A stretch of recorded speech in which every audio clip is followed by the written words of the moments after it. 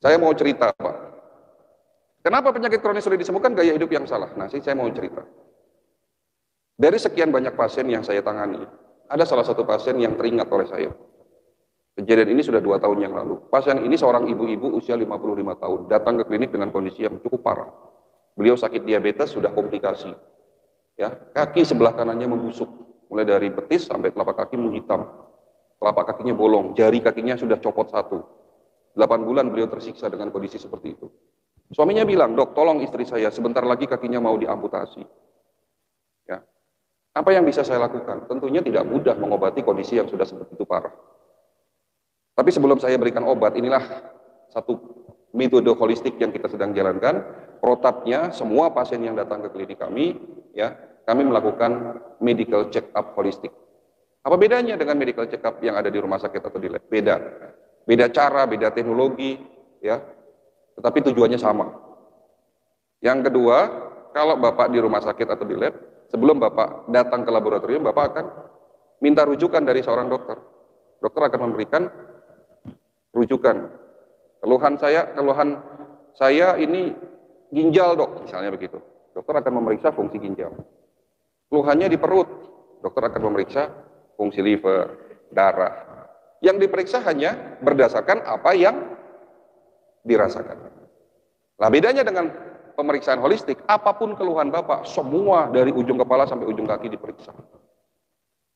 Kalau selama ini Bapak diperiksa lewat darah, lalu step lain dengan pemeriksaan radiologi, misalnya USG, foto ronsen, CT scan. Nah, kita di sini tanpa harus melalui pemeriksaan darah, kita punya teknologi fisika kuantum.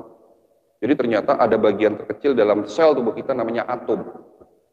Jadi ada lagi yang kecil. Kalau dulu taunya bahwa bagian terkecil tubuh namanya sel, tapi di bagian terkecil tubuh kita namanya atom. Nah, atom ini mengeluarkan energi, kuantum namanya, dipelajari. Nah, ada alat yang dapat mengukur satuan itu. Kalau rusak, pasti angkanya pun berubah di situ. Nah, penemunya ini memang orang luar, ya. Alat ini saya temukan di Beijing waktu kami masih belajar di sana. Nama alatnya Human Resonance Magnetic Analyzer. Ya, tidak perlu diambil darah Bapak, cukup ditempelkan ke badan, nanti keluar seluruh fungsi-fungsi organ. Berapa banyak yang diperiksa? Ya, semua fungsi organ. Di print 30 lembar, Pak. Banyak. Bentuknya angka-angka, fungsi otak, fungsi jantung, fungsi ginjal. Nah, ibu itu saya periksa dengan teknologi tersebut. Hasilnya keluar, jantungnya membengkak, ada indikasi sumbatan pembuluh darah koroner. Ginjalnya menurun tajam, ya, indikasinya kerusakan ginjal sampai dengan 60%. Jadi fungsinya tinggal 40%. Ya, banyak penyumbatan pembuluh darah, dan ini semua terjadi akibat tingginya radikal bebas dan proses yang namanya oksidasi. Oksidasi terjadi akibat gaya hidup yang salah. Poinnya, apa yang menyebabkan beliau sakit? Karena gaya hidup beliau salah. Iya, Dok, benar. Sejak muda istri saya, kata suaminya ya, sejak muda istri saya tidurnya larut malam. Jam 11 sampai dengan jam 1 malam, kita harus sudah tidur pulas, Pak. Bapak mau sholat tahajud silahkan, jam 3, setengah 3, monggo. Tapi jam 11, jam 1, itu syaratnya harus tidur pulas. Kalau mau sehat, karena di saat itu belum tidur, hati-hati, terutama yang masih muda-muda, ini karena pandemi 2 tahun, tidak sekolah, gitu kan. Jadi siklus tidurnya sekarang sudah mulai berubah, tidurnya larut malam, ya, bangunnya beduk gitu. Hati-hati. Radikal bebas naik. Oksidasi terjadi. Dok, istri saya sejak muda itu makannya larut malam. Kebiasaan makan kurang dari 4 jam sebelum tidur malam itu juga akan menyebabkan oksidasi naik 2-3 kali lipat. Dok, istri saya tidak suka minum air putih. Ya, di mana air putih ini sebagai pembilas, membersihkan tubuh kita dari sisa-sisa metabolisme tubuh. Ya. Jadi inilah yang menyebabkan pada akhirnya kita sakit. Ya, awalnya waktu masih muda tidak masalah. Kenapa?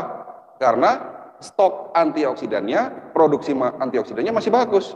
Tapi di saat usianya beliau ini 45 tahun, antioksidannya sudah mulai menurun. Habis tekor, gara-gara ngurusin oksidasi tadi, ya lama-lama radikal bebas terbentuk, dan radikal bebas inilah yang menyebabkan kerusakan tubuh kita. Jelas ya?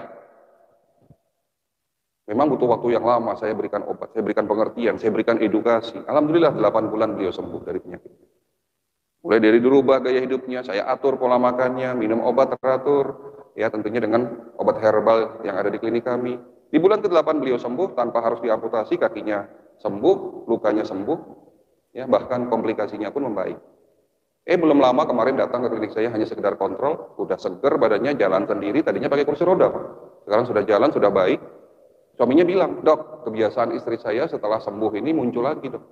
Tuh, udah sembuh kok ada kebiasaan yang lama. Apa kebiasaan lamanya? Suka jalan-jalan ke mall lagi. Gitu.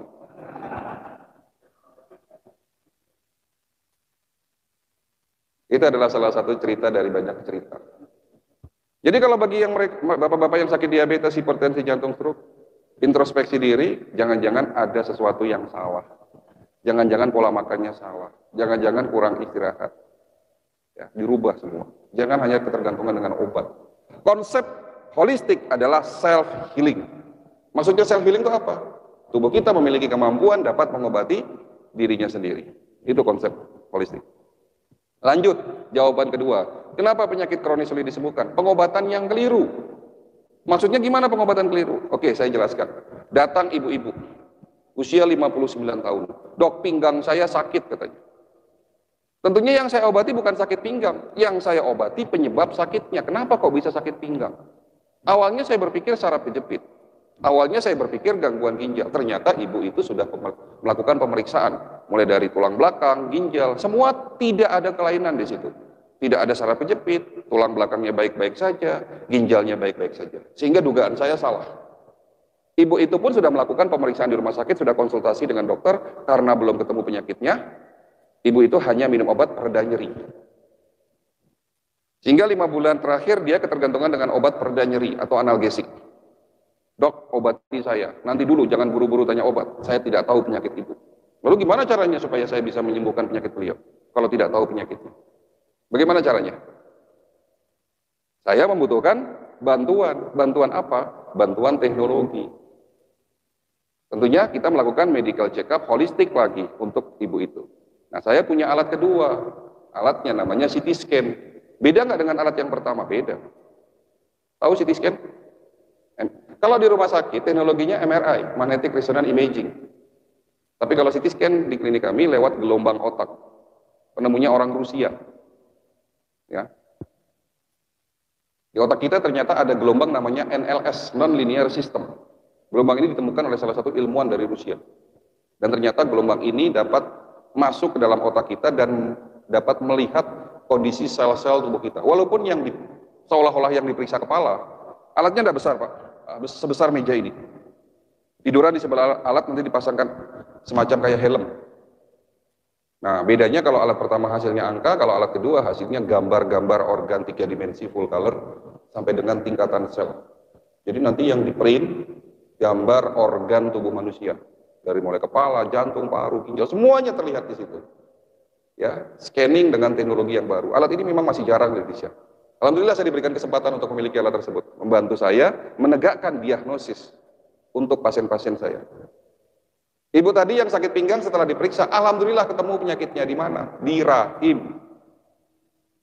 Ada masalah di rahim, ada infeksi di rahim. Setelah tahu penyakitnya itu, ya baru saya obati, saya resepkan obatnya. Alhamdulillah 1 bulan sembuh. Itu cerita pertama. Cerita kedua, bapak-bapak umur 65 tahun. Dok, saya sering mual, sering kembung, ada nyeri di ulu hati. Kira-kira sakit apa, Pak? Mual, kembung, nyeri ulu hati. Kira-kira sakit apa? Ya kalau tidak sakit mah GERD, kan gitu.